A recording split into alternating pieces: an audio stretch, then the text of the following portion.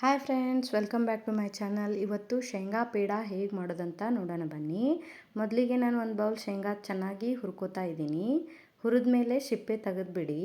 ಸಿಪ್ಪೆ ತೆಗೆದು ಮಿಕ್ಸಿ ಮಾಡ್ಕೊಳ್ಳಿ, ಸ್ಮೂತಾಗಿ ಇರೋ ಹಾಗೆ ಮಾಡ್ಕೊಳ್ಳಿ. ನೋಡಿ ಇಲ್ಲಿ ಒಂದು ಬಾಳಿಗೆಗೆ ಒಂದು ಬೌಲ್ ಸಕ್ಕರೆ ಹಾಕ್ಕೊಳ್ಳಿ, ಕಾಲು ಭಾಗದಷ್ಟು ನೀರು ಹಾಕಿ ಲೋ ಫ್ಲೇಮಲ್ಲಿ ಅದನ್ನು ಕುದಿಯೋಕೆ ಬಿಡಬೇಕು. ಅದು ಗುಳ್ಳೆಗಳು ಬರೋ ಹಾಗೆ ಕುದಿಸಿದ ನಂತರ ಒಂದು ಎಳೆ ಪಾಕನ ತೆಗಿಬೇಕು. ಒಂದು ಎಳೆ ಪಾಕ ಅಂದರೆ ಇಲ್ಲಿ ನೋಡ್ಕೊಳ್ಳಿ ಯಾವ ರೀತಿ ಅಂತ. ಸ್ಪೂನಿಂದ ಲೈನ್ ಥರ ಬರುತ್ತೆ ನೋಡಿ.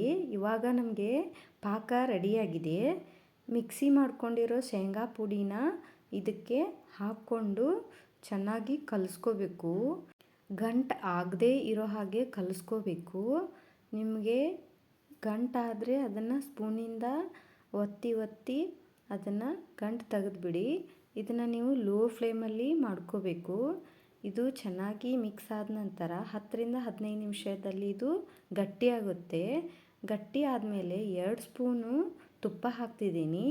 ನೀವು ತುಪ್ಪ ಬೇಕಾದರೆ ಹಾಕ್ಕೋಬೋದು, ಇಲ್ಲಾಂದರೆ ಸ್ಕಿಪ್ ಮಾಡ್ಬೋದು. ತುಪ್ಪ ಹಾಕಿಲ್ಲ ಅಂದ್ರೂ ಚೆನ್ನಾಗಿ ಬರ್ತವೆ ಮತ್ತು ಟೇಸ್ಟಿಯಾಗಿಯೂ ಇರ್ತವೆ. ನಾನು ಇದನ್ನು ಚಿಕ್ಕ ಮಕ್ಕಳ ಸಲುವಾಗಿ ಮಾಡಿದ್ದೆ, ಅದಕ್ಕೆ ತುಪ್ಪ ಹಾಕಿದ್ದೆ, ಯಾಕಂದರೆ ಫ್ಲೇವರ್ ತುಂಬ ಚೆನ್ನಾಗಿರ್ತವೆ ಅಂತ. ನೋಡಿ ಆಮೇಲೆ ಗಟ್ಟಿಯಾಗಿದೆ ನೋಡಿ. ನೀವು ಇದನ್ನು ಒಮ್ಮೆ ಮನೆಯಲ್ಲಿ ಟ್ರೈ ಮಾಡಿ ನಮಗೆ ಕಮೆಂಟ್ ಮಾಡಿ. ಆಮೇಲೆ ಒಂದು ಪ್ಲೇಟ್ಗೆ ಎಣ್ಣೆ ಸವರಿ ಅದನ್ನು ಹಾಕಿ ತಟ್ಟಿಬಿಡಿ ಕೈಯಿಂದ. ಸ್ವಲ್ಪ ಬಿಸಿ ಆರಿದ ಮೇಲೆ ತಟ್ಕೊಳ್ಳಿ, ಇಲ್ಲಾಂದರೆ ಕೈ ಸುಟ್ಟುಬಿಡುತ್ತೆ.